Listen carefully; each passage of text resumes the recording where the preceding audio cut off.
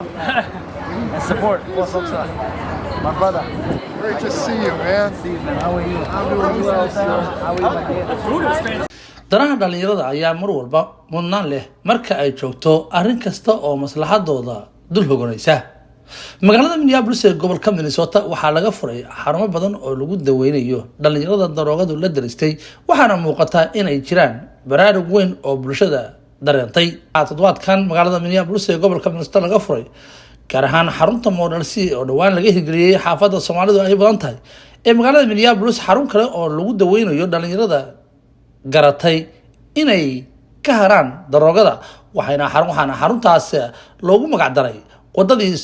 dib u soo kabashada ama pathway to recovery. Munaasabada furitaanka xarunta wadada dib u soo kabashada ama pathway recovery waxaa ka soo qayb galay madaxda gobolka uu hogaaminayay xeeraliyaha gobolka mudane Keith Ellison, xildhibaano labada aqal ka socday bahda caafimaadka, laamaha ammaanka, dhakhaatiir aqoon durugsan u leh la tacaalidda daroogada iyo qaybaha kala duwan ee bulshada Soomaaliyeed. Xaruntan dib u soo kabashada wadada ayaa laga helayaa adeegyo badan oo qofkii dariiqiisii ku soo celinaysa. Waxa uu qofku goobta ka helayaa dawo, daryeel, talasiin iyo waliba shaqo in loo raadiyo marka xaaladiisa caafimaad taam noqoto. Waxaana arrintaasi dul istaagaya Dr. Sadiq Ali oo kamid ah madaxda xarunta cusub. sanad baynu u qaadatay inaan maanta soo gaarno meeshaan. alxamdulilah ilaahay wuu noo fududeeyey. diyaar baan u nahay shacabka dadweynaha dhan, gaar ahaan shacabka Soomaaliyeed oo ku dhibaataysan arrintan substance use-ka, opiate-ka, inay imaadaan oo complete care ay ka helayaan. detox-kii laga bilaabo medical outpatient-kii, hadday tahay medication assisted program-kii, intensive counseling-kii. insha allah ummaddeena rabnaa inaan u gargaarno.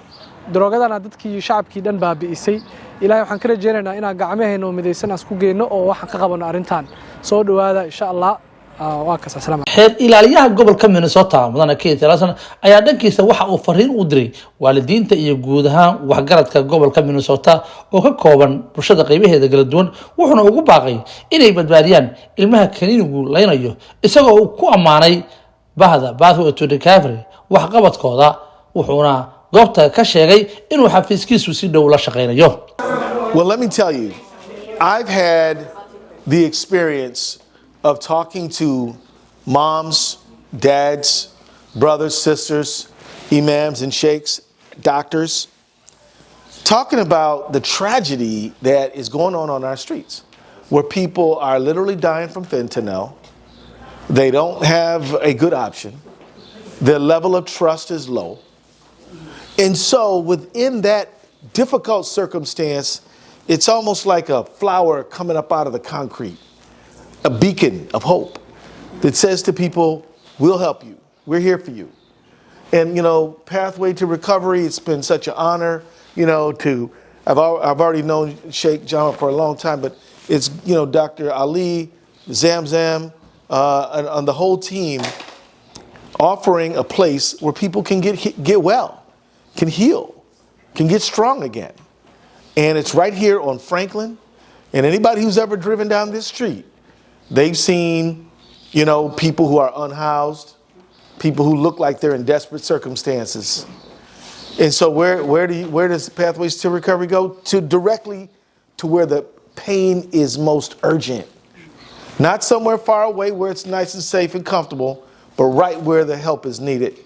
So I see this as a very, very inspired location, an inspired project. And I was just telling Dr. Ali, I consider myself a friend of the program, and I know that many lives, God willing, will be saved right here. And I can't think of a better place for you to be. So I just want to say thank you to the whole team. And I was really impressed meeting the executive director today, meeting some of our addiction counselors here, and I met other leaders before. And so now that today is a very, very important day. So just consider me a friend of the program. Thank you. And know that as we're trying to hold people accountable who are putting this poison into the street, you all are healing them and bringing people back to themselves. Thank you. shaqada culus iyo sida ay u wajahayaan ayaa waxaa ka hadlay Ken Barnes oo ah agaasimaha fulinta barnaamijka wadada dib u soo kabashada oo afka qalaad lagu yiraahdo Path to Recovery. My name is Kent Barnes, and I have the privilege of being the executive director for a new treatment program in the Seward neighborhood of Minneapolis called Pathway to Recovery. Pathway to Recovery is a treatment program that is going to be primarily focused on the treatment of the opioid substance use disorder diagnosis. In other words, focusing on the opioid pandemic that we are currently finding ourselves in. We are going to be offering medication-assisted treatment out of the opioid treatment program, where our medical director and owner, Dr. Sadiq Ali, will be prescribing methadone and Suboxone to the clients, to the patients. And they'll also have the opportunity to engage in outpatient treatment services while part of that program as well. Right now, our outpatient program is set to run up to 30 hours a week and down to as low as 9 hours a week. To better support the outpatient treatment program, we have 2 houses located just a half a mile away. Total beds count will be 22 beds, and right now the beds will be serviced only by the male population.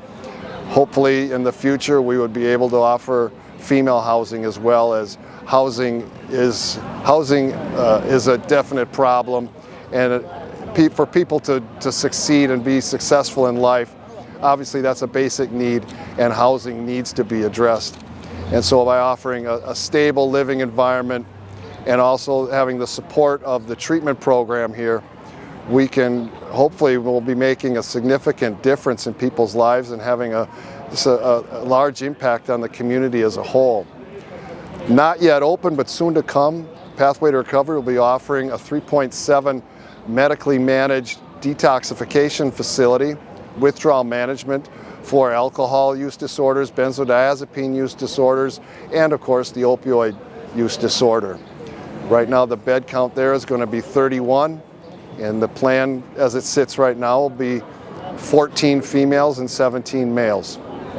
We're still in the process of getting licensed for that facility, however, so the grand opening on that will probably be hopefully later this summer, or most likely earlier this fall.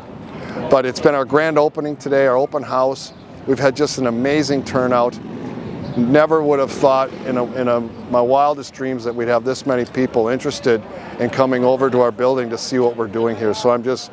absolutely ecstatic and feeling overwhelmed and just very enthusiastic about what's going to be happening here at Pathway to Recovery. We're located on the corner of Cedar and Riverside, so we're right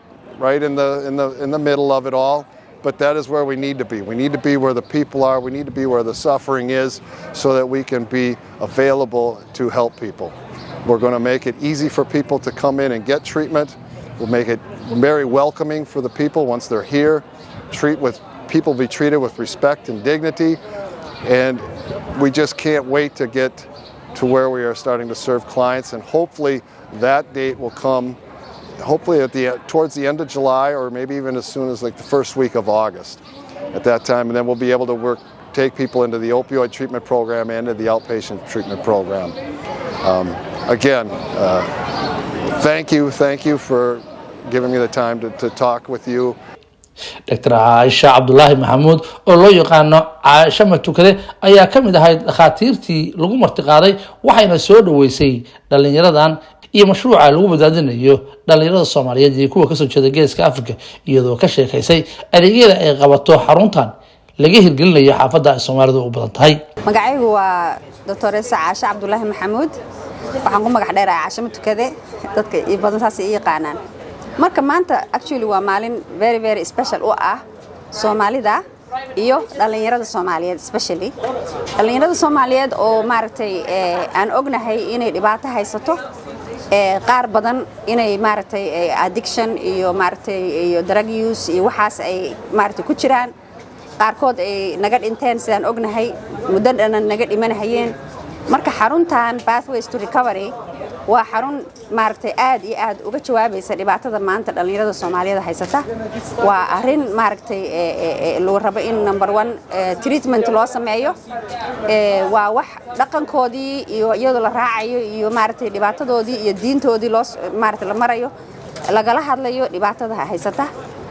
marka qaybo badan uu ka kooban yahay programka qayb waa qaybta maaragtay treatmentiga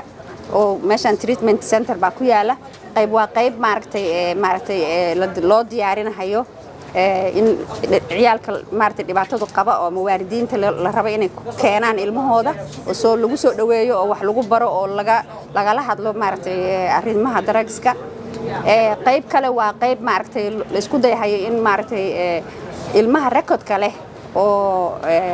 record xun loo sameeyay in recordkaas laga baabi'iyo sababta xitaa qofka haduu record oo criminal record yar uu leeyahay waxa laga yaabaa inay maaragtay shaqo ay heli waayaan guri laga ijaari waayo marka in lagala dagaalamo arintaas way ku jirtaa hawsha halka laga qabanayo waxa kale oo ku jirta in maaragtay housing loo geeyo meel ay housing ka helayaan waxa ku sii jirta meeshan oo aad iyo aad important u ah ilmahan markii drugska lagala hadlo laga dhaqaaleeyo ama laga dhaqo maxaa xagee bay ku dambeynayaan marka si aysan daroogadii ugu noqon waxa la rabaa in la baro skills ay ku shaqeystaan oo maaragtay ay hadhowna workforce uga qayb gali karaan oo maaragtay ay noqon karaan qof dad self sufficient ah iyaga isku filan dad hawlahooda iyo family-gooda iyo maartaqaan iyo bulshadooda anfaca marka ummadda Soomaaliyeed oo halkan ku nool iyo meel kasta ay ku nool yihiin waxaan u sheegaynaa on leenahay mashruucan waa inay ogaataan pathways to recovery وهدي هوي jirto dhibaato ay jirto oo gurigeeda ugu qarsan tahay oo maaragtay dhibaato badan ay ka haysato ilmo darooga qaata ama ay u maleynayso inay qaadato waa meeshii ay imaan lahayd oo soo keenin lahayd ilmaheeda dhihi lahayd number 1 bal horta halaga wacyi galiyo daroogada hadii ay darooga u qaatana sidii looga maaragtay laga dagaalan lahaa inuu joojiyo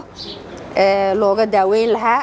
maxaan ku looga dhaqi lahaa jirkooda oo waqtiga ka baxayso loola shaqeyn lahaa waxa soo dhan meeshaan ay ka helayaan xildhibaan Sabakaab Xuseen oo kamid ah xildhibaanada gobolka Minnesota ayaa soo dhaweeyay dadaalka dhalinyarada mashruucan waqtiga badan galiyay wuxuuna goobta ka sheegay inay la shaqeynayaan hadda yihiin xildhibaanada gobolka Minnesota xildhibaan Sabakaab Xuseen oo ka soo qayb galay daafurkii Maralsi company-ga la yiraahdo oo halkaas ay ku soo bandhigeen inay mashruuci wadaan waxay tahay farxad weyn in aan arko company aad u weyn oo daryeelayo dhalinyarada Soomaali kaliya ma aha dhalinyarada gobolka Minnesota oo bariyahan dhibaatooyin aad iyo aad u weyn ku dhacay xagga drugska Yusuf Shafi waxa uu kamid yahay dadka waqtiga badan la shaqeynayay dhalinyarada isticmaala daroogada iyo sidii looga soo dabi lahaa dhibaatada daroogada ay leedahay wuxuuna ku amaanay Dr. Sadiq iyo hawlwadanada Mudarsi shaqada wanaagsan ee ay bulshada ku soo kordhiyeen عليكم magacaygu waa Yusuf Shafici maanta waxaan ka soo qayb galay xarunta cusub oo la furay la dhaho Pathway to Recovery oo ku taashay South Minneapolis runtii xarun aad iyo aad baahi loo baahan yahay waay xarunta waxay soo kordhinaysaa dadka Soomaaliyeed dhalinyarada Soomaaliyeed weli gabdhaha in lagu caawiyo in la siiyo meel ay u imaadaan treatment oo hadii u baahan yihiin balwada meesha xawaaya xarun dadka Soomaaliyeed lagu caawiyo gabdhaha iyo wiilasha oo la barasay balwada iska dhaafi lahayn in la baro Sheikh Xasan Dooyo waxa uu kamid yahay hawlwadanada xaruntan waxaana uu sharaxaad ka bixinaya maanta iyo waxay uga dhigan tahay dadka Soomaaliyeed ee xaafadan ku nool iyo dadka ka soo jeeda geeska Afrika ee dhibaatooyinka daroogadu saameysay finally maanta waxaan joognaa open house-kii Pathway to Recovery oo hadii la Soomaaliyeed noqonayo wadadii soo kabashada oo macnaheedu ay tahay in loo diyaariyay xarun weyn oo ka kooban dhowr qaybood dadka daraagada ku dhibaatoobay haday noqoto meel la seexiyo oo looga dhaqo oo looga daaweeyo haday noqoto meel ay daawo ka qaataan oo lagu daaweeyo ay yimaadaan iyo meel lagu la taliyo oo lagu waaniyo iyo meel dib loogu soo celiyo noloshoodii haday noqon lahayd deegaan haday noqon lahayd shaqo haday noqon lahayd inay dib u soo kabtaan oo maaragtay ku soo noqdaan sida caadiga ahayd marka maanta waa open house-kii maanta waa la furay waxa weeye ummadda tiro badan baa yimid xarunta weyn Pathway to Recovery oo laga furay Cedar iyo Franklin waxay u furan tahay dhammaan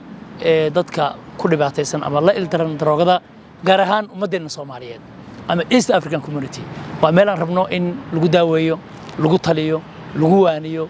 dib loogu soo celiyo maaragtay noloshoodii inay caadi mar kale si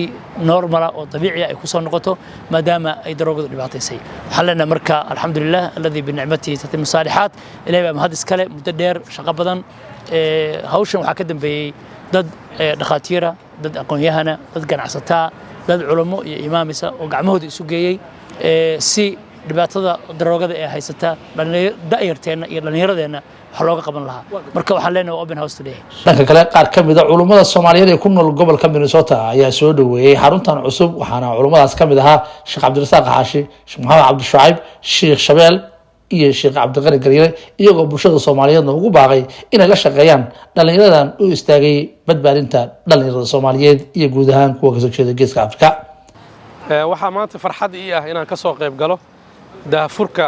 xarunta weyn ee Model C Pathway to Recovery ay walaalo Soomaaliyeed dhalinyaro aqoon-yahan Soomaaliyeed iyo dhakhaatiirba ay ku guuleysteen inay u furaan dhalinyarteena Soomaaliyeed ee gobolka Minnesota ku nool oo dhibaatooyinka ka haystaan dhinaca daraagiska iyo khamrada iyo waxyaalaha la midka ah oo runtii ragaadiyay bulshadeenna in ay ku tabiibaan ku daaweeyaan kuna daryeelaan dhalinyarteena runtii farxad bay ii tahay open house-ka noocan oo kaleeta ah waxaana leeyahay waa guul u soo hoyatay jaaliyadda Soomaaliyeed meeshan waxay ka koobnayd 4 qaybood oo si cajiib ah loo diyaariyay qaybta ugu horeysa waxa weeye waxa la yiraahdo ka hortag in dhalinyarada lala taliyo oo laga ilaaliyo inay dhibaatooyinka ku dhacaan haddii laga shakiyo ama loo baqo midda labaadna waxa weeye baaritaanka dhakhtarka inuu baaro oo uu dhibaatada haysto ogaado mid saddexaadna waa in la daaweeyo oo qofkii laga miira wixii hayay iyo dhibaatadii waxaa kaloo ku jira qaybta aftercare markaa kadib in lala taliyo gacanta lagu hayo ilaa shaqo laga geeyo qaybtii koobaad baa dhammaatay oo ah kliniga ama isbitaalkii qofka lagu baari lahaa ee lagu daaweyn lahaa qaybta dhinacaasa waa seexad weeye waxaa laga diyaariyey 14 sariirood oo hoosa iyo 17 sariirood oo kor oo rag iyo dumar ah oo dhalinyarada loogu talagalay daroogada laga miirayo iyo waxyaabaha la midka ah in lagu hayo marka fursad aad u weyn oo qaali ah baa u soo hoyatay Minnesota dhamaanteed iyo Mareykanka dhan dhalinyarada Soomaaliyeed ku dhibaataysnayd wax badan bay waalidku waxay lahaayeen dhalinyarada ma la caawiyo maanta inay dhalinyaro iyo dhakhaatiir iskaashaday ay barnaamijkan sameeyeen barnaamij cajiib ah waaye marka waana u ducaynaynaa dhalinyarada way ka faa'iidi doonaan insha Allah taala maanta waxaan ka soo qayb galnay xarun caafimaad oo loogu talagalay daryeelka dhalinyarada ku dhibaataysan drugska oo Pathway Recovery oo runtii Ilaahay subxaanahu wa ta'ala ummadda Soomaaliyeed iyo community-gan Ilaahay u hirgeliyay xaruntaas waxaa furay dhakhaatiir iyo ganacsatada qaar ka mid ah culimadana arintaa waa taageertay maantana waxaan ka soo qayb galnay xafladii furitaanka xarunta runtii waxay ka kooban tahay qaybo badan oo dhalinyaradeena Soomaaliyeed ee ku balaysan drugska waxtar badan u ah meeshii looga dhaqi lahaa drugska meeshii lagu daaweyn lahaa meeshii lagu la talin lahaa lagu wacyigelin lahaa waan ogtihiin dhalinyarada Soomaaliyeed mushkilaadka ugu waaweyn ay ku haystaa gobolkan hadda aynu ku noolnahay gaar ahaan Mareykanka oo dhanba waa drugska iyo mukhaadaraadka wixii la halmaala marka in bulshada qayb kamid ah ay u istaagto inay ummadda wax taraan oo dhalinyaradii la badbaadiyo kuwa ku balaysan drugskana xurumaha noocan oo kale loo furo waan ku taageerinaa Pathway Recovery mashruuca ay inoo horgelisay iyo sababta ay arinta u keentay ay tahay in community-ga anfacaan jazakumullahu khayran dhanka kale ganacsatada Soomaaliyeed ayaa iyaguna soo dhaweeyay xaruntan cusub waxaana ka mid ahayd Marwo Aamina Jaamac Deeble magacayga waxaa la yiraahdaa Aamina Jaamac Deeble waxaan ka mid ahay ganacsatada degan state-ka Minnesota maanta waxaa farxad ii ah waxaan ka soo qayb galay Pathway Recovery oo aad arkaysaan gadaashayda ku taala waxaan ahay hooyooyinka state-ka Minnesota degan waxaan ogahay dhalinyarada dhibka ay qabaan marka dhalinyaro isbahaysatay oo is aruursatay oo maaragtay dhakhaatiir leh ganacsato leh ayaa waxay ku fikireen inay badbaadiyaan dhalinyarada walaalahooda marka maadaama aan hooyo ahay si gooni ayay ii taabanaysaa in dhalinyaradan ay u istaagaan dhalinyarada walaalahooda waxaan leeyahay wax wanaagsan oo lagu farxo weeyaan midda kale waxaan rabaa inaan la dardaarmo gabdhaha walaalahay hooyooyinka sidaydoo kaleeta ah ilmaha waddan baan joognaa iska dhib badan ilmaha waxaa dhici karta inay tilaabo hore u qaadaan waa ka soo celin kartaa cunuga meesha uu aado sida uga soo celin kartidna waxa weeyaan maanta waxaa haysataa meel ay dad Soomaaliyeed oo dhalinyaro ah oo is-af garanaya dhalinyarada aan guryaha ku haysanay iyo kuwa meeshan iskale is-af garanayaan waxay u baahan yihiin baahidooda is garanayaan dawooyinka iyo wax walba ka caawinayaan marka waxaan leeyahay gabdhaha Soomaaliyeed oo hooyooyinka ahna wax guriga ka dhaco haddii ay dareento hala soo xiriirto Pathway oo ah meesha kaliya ee maaragtay ilmaha lagu xanaaneyn karo lagu daweyn karo nolosha dib loogu dhisi karo marka aad baan u faraxsanahay maanta waxa siyaasiyiintii state Minnesota oo dhan ay ka soo qayb galeen dadka Soomaaliyeed ee maaragtay xulaba ka soo qayb galeen culimada ayaa aad ugu mahadsan inay arrinta qayb ka yihiin oo ay dhalinyarada meeshaan ay furtay ay ka soo bilaabeen culimada inay ka soo bilaabeen oo ganacsatada ku xijiyeen oo waalidiinta isugu keeneen marka waa garan kartaa intaasoo la isu keenay inay faa'iido ka imaanayso marka waxaan leeyahay laf dhabar waxaa ka annaga hadaynu dumarnahay marka waxaan is leeyahay wax wanaagsan weeyahay oo aanu ku farxno intuu ilaahay yiraahdo dhalinyarada iyo badbaadintooda ayaa ah mid aad u weyn waxaana dadka Soomaaliyeed ee ku nool gobolka Minnesota loogu baaqay inay la shaqeeyaan dhalinyarada si looga badbaado khataraha ku soo foolay dhalinyarada hadda jooga iyo kuwa dhalan doona inta ayaan ku soo afmeerina waxaan idin socodsiinaya aniga Cabdi Xakiin Cabdi Ismaaciil barnaamijka mid inta wada ku muddo waxaan ka tagaynaa nabadino